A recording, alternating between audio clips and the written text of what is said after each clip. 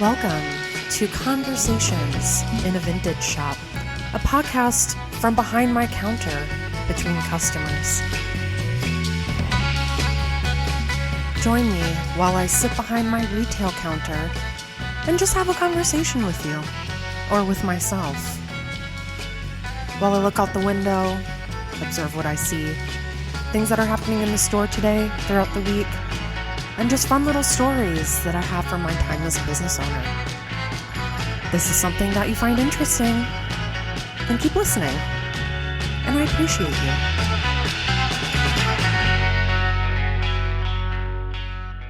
Hey everyone, welcome back to Conversations in a Vintage Shop, a podcast that I record inside my vintage shop during shop hours. Now, it's been a little bit since my last episode, and I know I promised I would come back with one, and I thought I was going to be able to keep up with them week to week, but summer has started, and I have just been slammed busy, so I haven't had a chance. But I have all these ideas written out of what I wanted to do, and today's episode, I'm going back to my favorite topic, and if you've listened to all of the episodes, you'll know I talk about this all the time. And that's size inclusivity.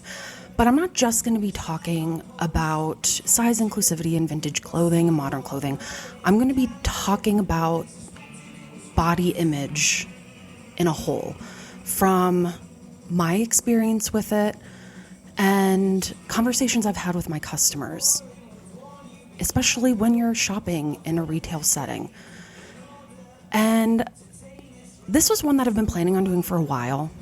There is a Time magazine article on the subject that I linked in my link tree on my website, and I was going to talk about that, but what sparked me to really dive deeper into it is a conversation I had with a young student this past week that really just put the piss in my veins again. And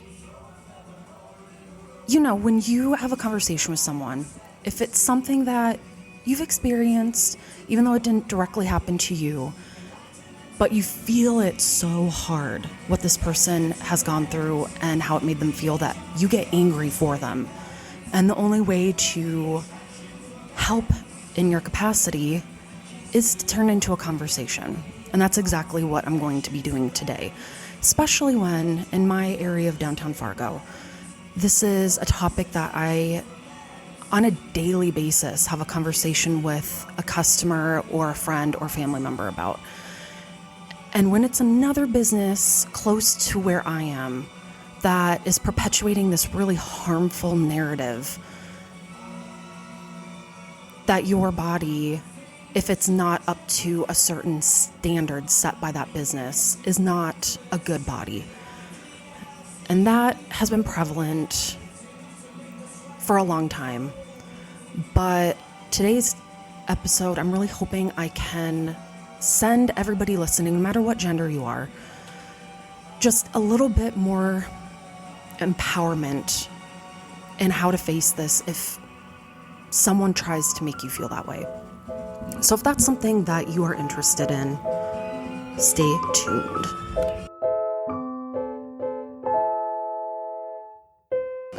Now, I have to preface this by saying I'm a little amped up today because for the first time since I'm going to say a freshman or sophomore in college, I've had a Red Bull. And I took my Adderall this morning too. I was really tired and I needed the kick. And so I'm going to be talking a mile a minute, and I hope you can keep up. But my 34-year-old self, I don't think can take energy drinks anymore. I'm getting too old for it. But before I jump into today's topic, on another future episode, and I've decided that I'm just going to come up with episodes when I feel like it. I'm not going to force myself to come out with one every week. I know that historically that's not always the way you should do it. You should keep it consistent. But life happens. You get busy. And I don't just want to shoot out episodes just for the hell of it. So I'll sporadically put out episodes when I feel like I want to. And I feel like the topic I'm talking about is interesting. So I'll preface it with that.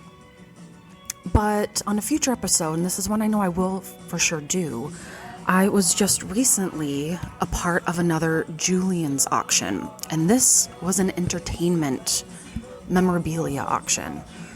And I scored 3 amazing pieces, and one of which I have been aiming to get this piece or piece like this in since I was a child. And I almost shat myself when I won it. And I'll tell you the story behind it. But I can't tell you quite yet what I won. But once I get these items in, and it takes maybe up to 2 to 3 months, you bet I'm going to be giving you an episode on it. So stay tuned for that. All right, so I also have to say this. My music in my shop is a little bit louder today. I'm playing the last Shadow Puppets, and I'm really loving all of their albums. So if you hear that in the background, that is what that is.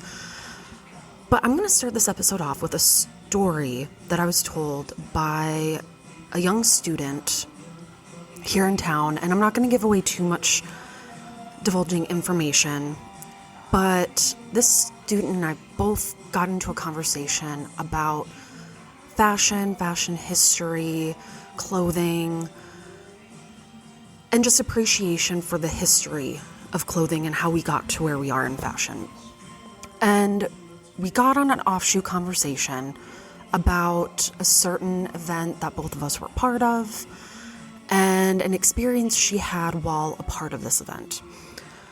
And she had told me that she, in this respective field in school, had experienced a lot of mean girl energy, a lot of bullying, to where it made her want to drop out of this program.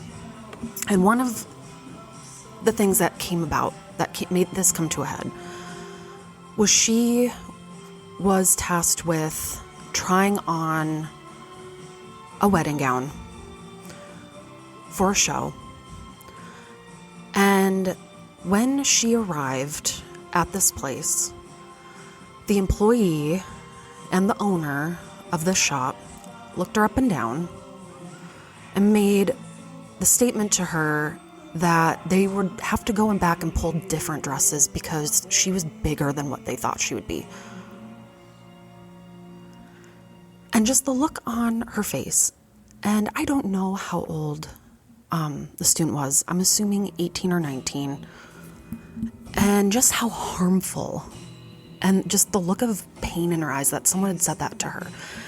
Now, it doesn't matter what a person's body looks like. That is never an okay thing to say, especially if you're running a retail shop. Sadly, that seems to be commonplace.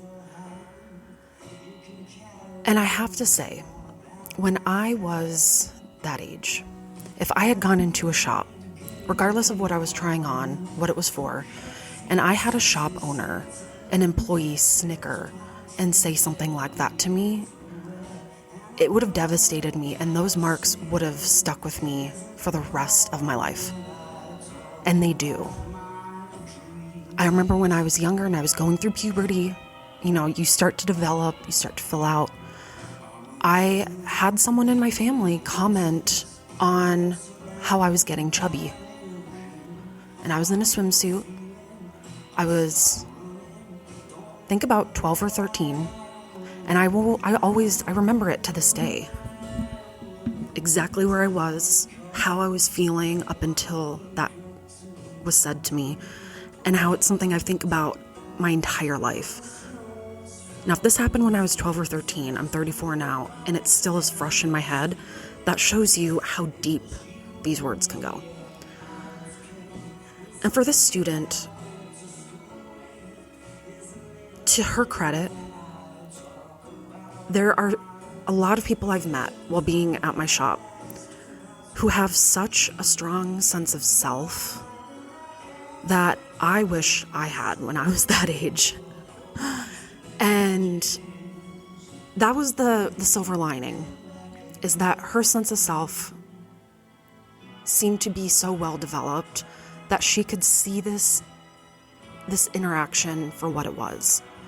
And that was those two people in that business being assholes.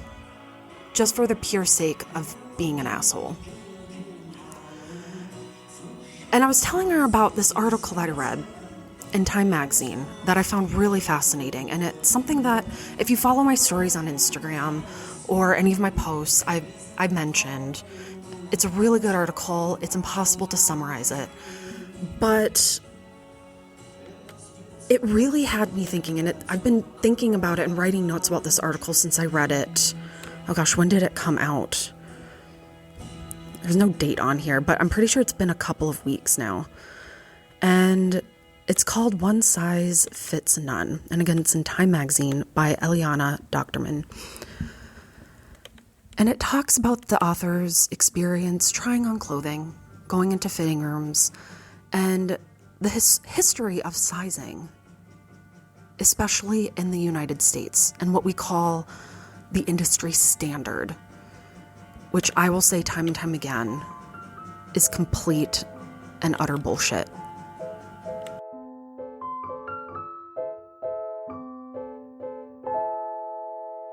Thanks to paper media, social media, any kind of media, we have this, again, really toxic and harmful rhetoric surrounding sizing and body image.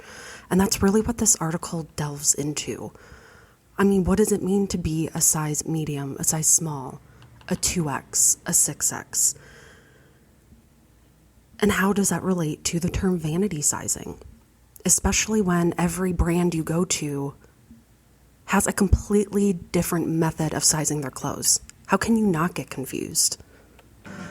Because have you ever asked, whenever you go to different stores, in one store you could be a size medium, in another you could be a small, and it can range.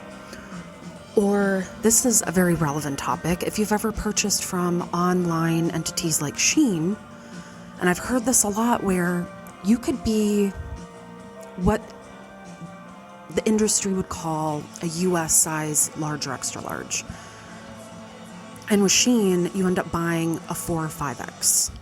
It's because in the United States, we developed an industry standard for sizing to make it easier for companies to market and sell their clothes. And while some people call it vanity sizing, this article dubs it insanity sizing. Because apparel industry, especially online, is a $240 billion industry. And we can go into sustainability and wastefulness. It's a very multi-layered topic. But when you buy online and you're trying to figure out sizing and you're trying to look at this company's size chart, and you go by what you normally wear, if you always normally wear a size medium, I mean, it's understandable why you would go to other retailers and purchase items in that size. But when you get them in, it can be either way too big or way too small. And let's face it, some people do returns, some just keep it, and all these clothes pile up. So that's where it branches off into the sustainability and wastefulness conversation. But because a lot of these companies dictate to us what they deem our size to be based on our measurements, it creates this horribly warped sense of self. And you can see it go the opposite way too. There are brands where, let's say you measure at a 44-inch bust, 34-inch waist, 41-inch hip, and you walk into a brand and you're a size medium. You go into other brands, and based on industry standard, you're more like a 2 or 3X. Now, which brand are you going to believe? I personally would like to believe the brand that puts me at what I see as a smaller size. And you have brands that do that. They want to encourage you because if you feel good and you're trying on clothes, you're like, wow, I'm fitting into this size small or size medium or dress size 6. Wow, I'm going to buy all these clothes now because I fit into what the industry sees as a smaller size. Whereas if you're at another store shopping and you try on that size medium, can't even pull it up, and you have to start looking for XL, or if the shops actually carry sizes that go beyond that, that just causes so much confusion. But that's another battle. A lot of shops, slowly they're starting to, but would always cap off at a large or extra large. I know when I was growing up, Abercrombie, I don't even know if they went up to a size XL when I was a kid. And I had boobs, and I could not fit any of those t-shirts over that. Therefore, I could never wear anything like that, which I'm thankful for. My sense of style was very much influenced by having to be creative in what I wore, hence why I started wearing vintage. But it's interesting seeing when I have customers come in, one of my biggest goals is to empower people to know their numbers, know their just their basic measurements. And I can say from experience, I was afraid of my measurements. And I'm slowly getting out of that. I still am. But I had to train myself that my numbers are my numbers. And the only reason why I feel like one particular measurement of mine isn't normal is because someone who doesn't know me, doesn't know my life, who I am, what I've been through, is telling me that that's not acceptable. And it's a struggle, and I understand it.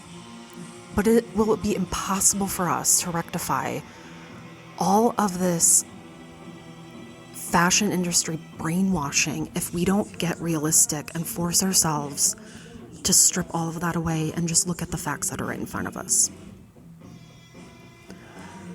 Now, numbers don't lie. Companies do. People do. But numbers don't.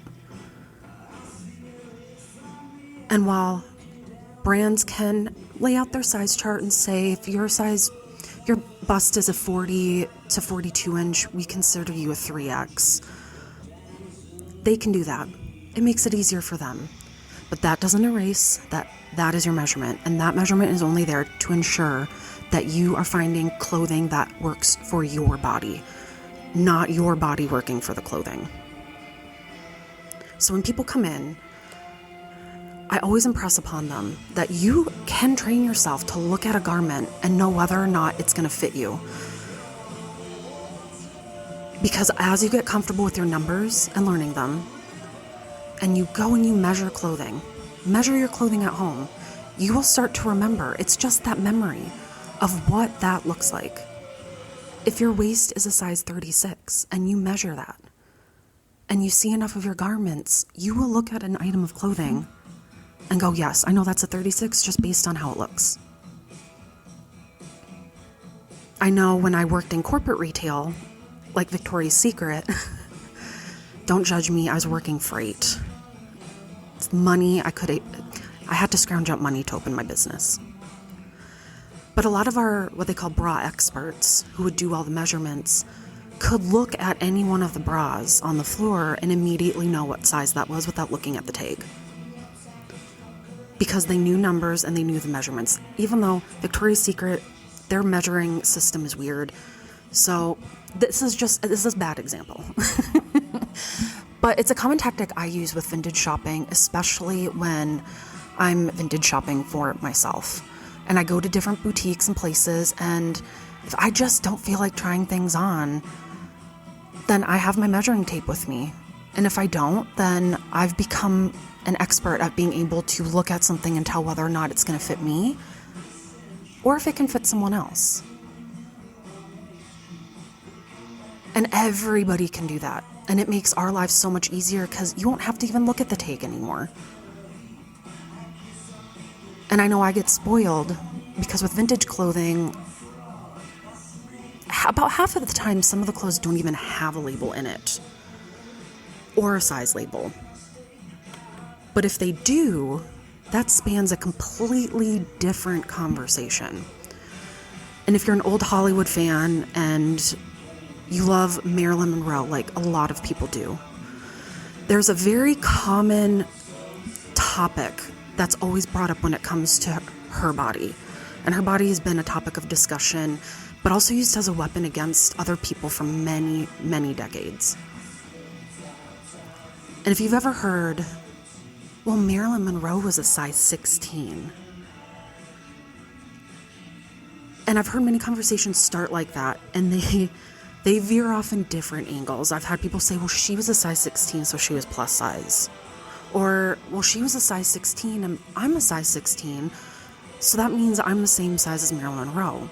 And this is where the extremely warped sense of self and body image comes into play. And that's where this article explains it perfectly. And if you're someone who likes visuals, well, they definitely have you covered on that.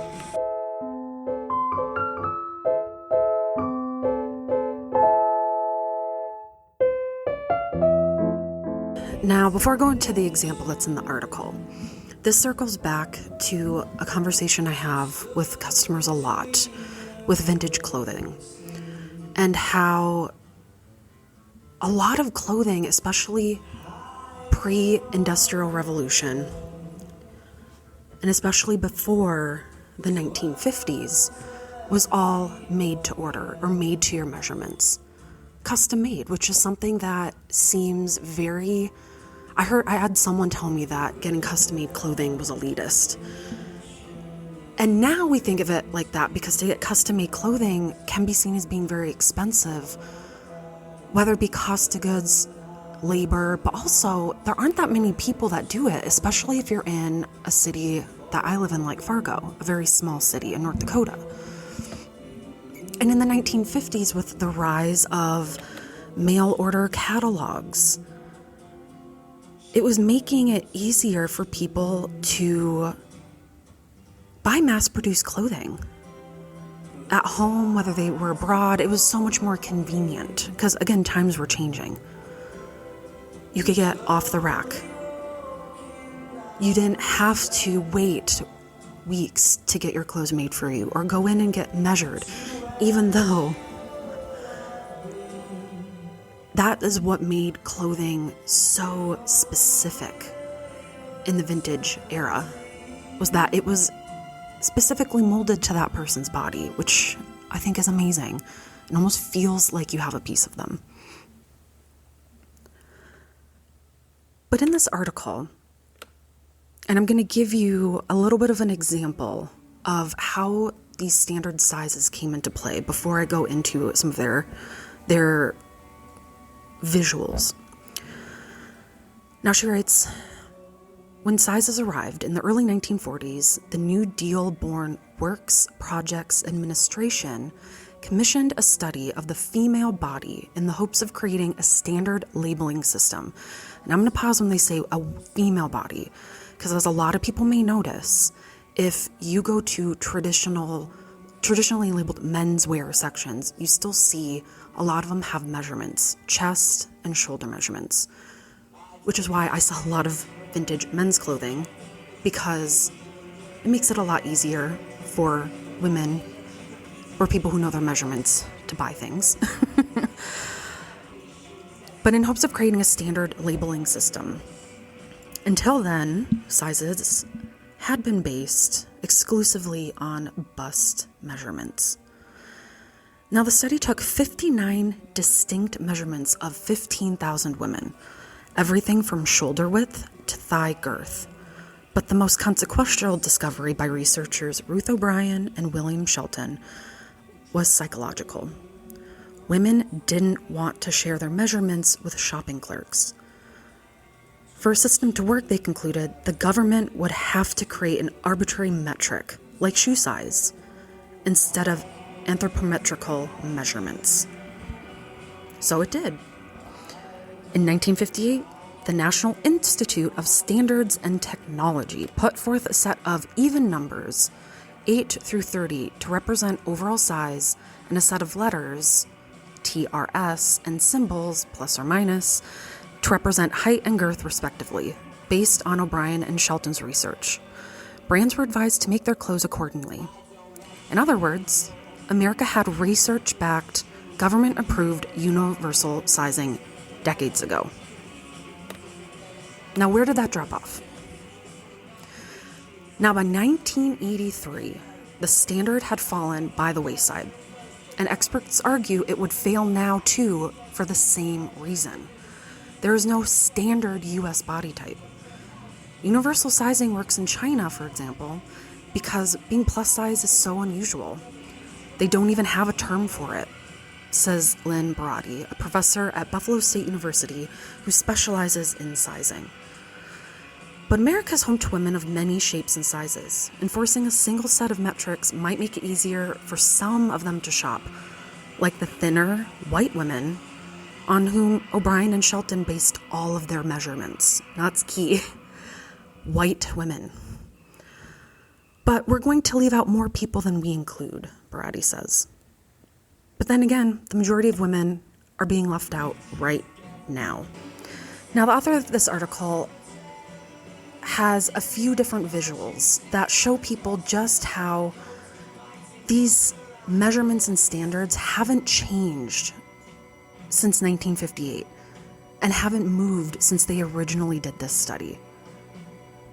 Which means our universal sizing is still going by the same standards of white women that they measured in the 1950s. So for example, they have what's called size 8 through the ages, how measurements have evolved since the 1950s thanks to vanity sizing. And this one really was shocking, and I wrote a little bit about it in one of my Facebook posts, but you really just have to see the visuals to understand. Now, in 1958, the smallest size available in retail was a size 8. And in 1967, do you know who was considered a size 8? Twiggy, the famous model who was named after her body because they said she had a twig-like thin appearance.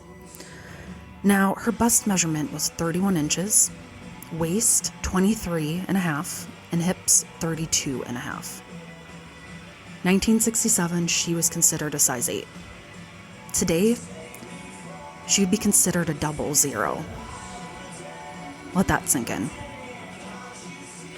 Now, in 1970, they took Joan Collins. Now, if you don't know who Joan Collins is, old Hollywood actress, 1950s, had a career resurgence in the 1980s with the popular show Dynasty. If you've been in my shop, one of our most popular coasters is of her character Alexis in Dynasty. And what does she say? Not today, bitch. And it's a picture of her face. But in 1970, the smallest size available was a size 6. And that spread through to 1983, where Joan Collins was considered a size 8. Now, if you've seen her, she's a very petite woman. Today, she'd be considered a size 2. Now we're going to skip ahead to 1995, where the smallest size available was a size 2. And they have Oprah Winfrey. 1995, I believe this was around the time where she's always talked about her back and forth struggle with dieting. I think we all can relate. But in 1995, she was considered a size 8. Her measurements were 35 inches on the bust, 27-inch waist, and 34-inch hip. Today, that would be considered a size 6. Now, I'm scrolling down to more modern time, and this was in 2012. Smallest size available was a size 00. Now, this is when industries, to push back on more and more women being a size 8 or 6, they wanted to lower that bar a bit, and they created the 00 and 0. So they take Mindy Kaling. Now, Mindy Kaling, at the time of 2012, was a 36.25-inch bust, 28-inch waist, and 39-inch hip. And many people have talked about her like she's so curvy. But she's technically what would have been a straight size. Because a straight size would have been 36.25, 29.5 inches, and 38.5-inch hip. And today she is what would be considered a size 8. So you go from Twiggy back in the early 60s being a size 8 to now our size 8 has shifted to Mindy Kaling, which a lot of industries see her as being too curvy to dress. That's ridiculous, right? But that visual really does make you stop and pause and think about just how messed up these sizing systems are. They haven't grown with us. They've stayed stagnant. And one can only hypothesize why that is. But let's face it, you've seen it in popular culture. Even as recently as, I believe was it the Emmys or Golden Globes, where SNL alum Leslie Jones was trying to find a designer to dress her. And because she wasn't what they saw as their sample size, which is size 0, maybe size 2, a lot of designers denied her the opportunity to get dressed for this award show.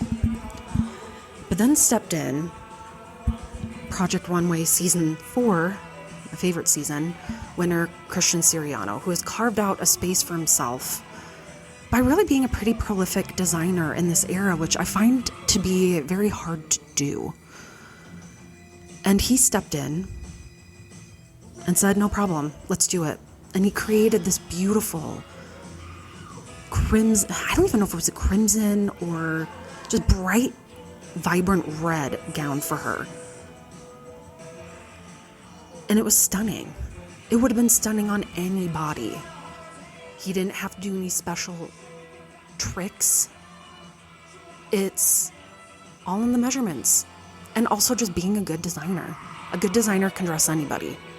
A bad one can only dress what they just see in front of them. And that really launched him as this cultural phenomenon of just doing the bare minimum of dressing a person who just represents a body. Not even the average body type in the United States, but just a body that really what a lot of people said is just not what you typically would see in Hollywood, which is sad. And since then, he has been the go-to designer for any celebrity who has been disenfranchised by all these design houses who can't even bother to put their creative brains to use and make a garment. And his designs really are beautiful.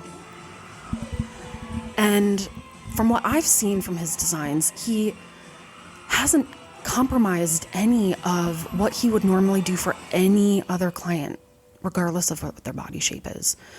Which again is a common myth when you hear designers or clothing brands say, well, we can't offer extended sizing because it would take too much textiles and we just wouldn't be able to make it the same. It'd be too hard to make it to fit a different bust size or different hips. And it's true to an extent where, again, all of our bodies are different. One piece of clothing, unless it's, I guess, spandex, isn't going to fit everybody the exact same way. But isn't that why fashion started? Custom-made couture, and that's what couture is, a custom-made garment. Doesn't have to be one that's encrusted in diamonds. It's a custom-made, bespoke garment that has now become a luxury and not a right. And it's sad. But I highly recommend looking into this article. And if I remember, I'm going to link it in the description. And I'm just looking through it again. I've read it multiple times. And it really does hit you when the author is talking about how many fitting rooms she had been in. And this is what prompted her to write this article.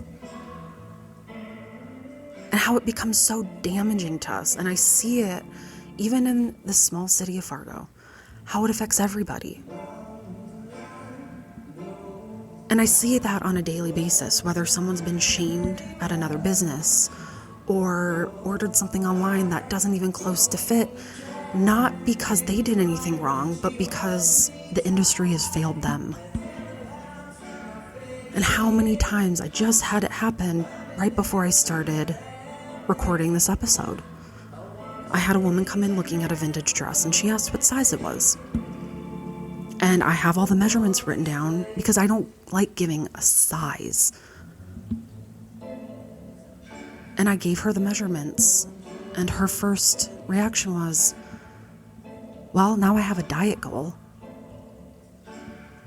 Which should never be the first thing that your mind jumps to. It should be, okay, that garment is not made from my body. And I should not have to make my body for that garment. And that's why I feel fashion has become so diluted, and why it's not taken seriously anymore, because it's disenfranchised so many people across all ethnicities, all genders, all sizes.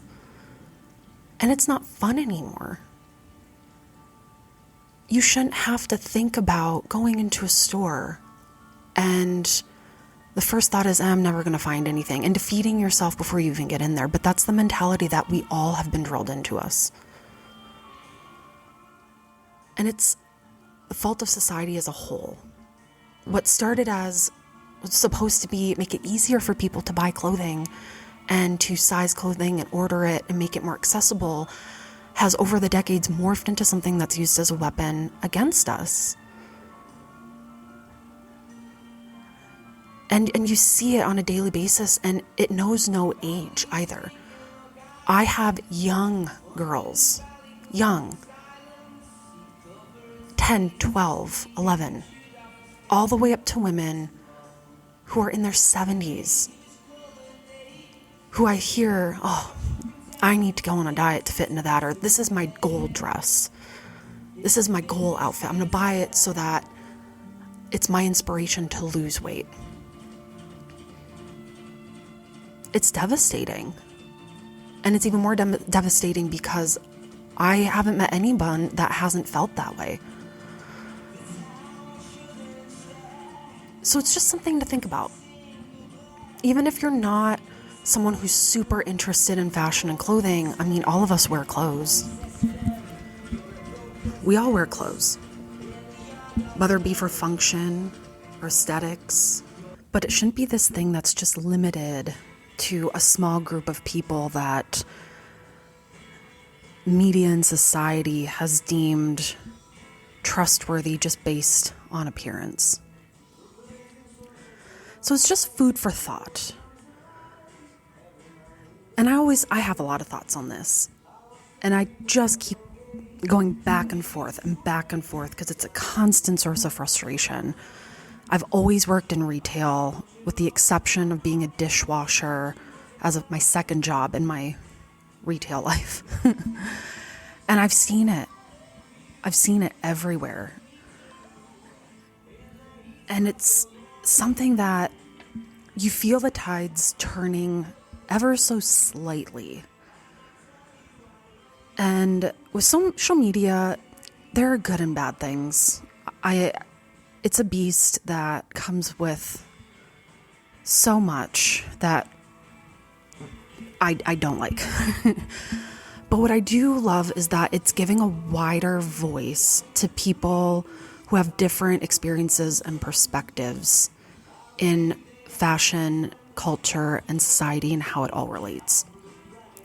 And there are people out there who are really just pushing back and showing that there's no one size, there's no normal, that every person's body is different. And we should not have to change anything about it to fit someone else's vision for us. And that's why style can be so fascinating and wonderful and interesting, is seeing how people take their body, their sense of self, their interests,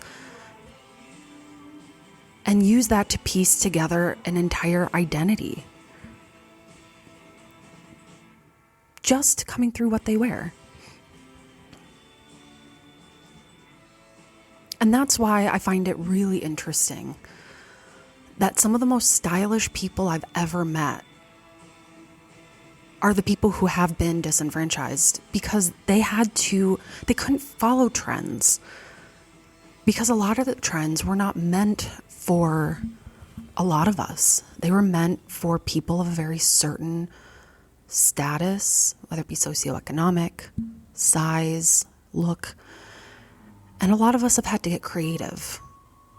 Because if we can't wear what's deemed stylish and popular, then we create our own style. We create our own vision of what we see the world as being.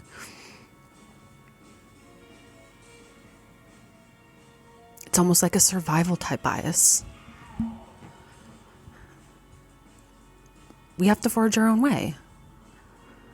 And so much of style and fashion is just projecting our view of the world through what we're wearing. And that's what's been done for millennia. Clothing started as being a necessity to keep warm, to survive. And it's morphed into that, but so much more. And so much of what we can tell from historical periods, we can learn from their clothing, whether it be the fabric, the look, the style, the color, everything. It's not some throwaway industry that's just made up of vain people who just want to stare in the mirror all day. It's so much more than that. And until it's looked upon as being a valid industry, things like this are never going to change. So just a little bit of food for thought. And again, I really, really highly recommend that you read this article. It's wonderful. It's such a good read. It's fascinating, and it has numbers. It has actual data and facts. And just like with measurements, those numbers never lie.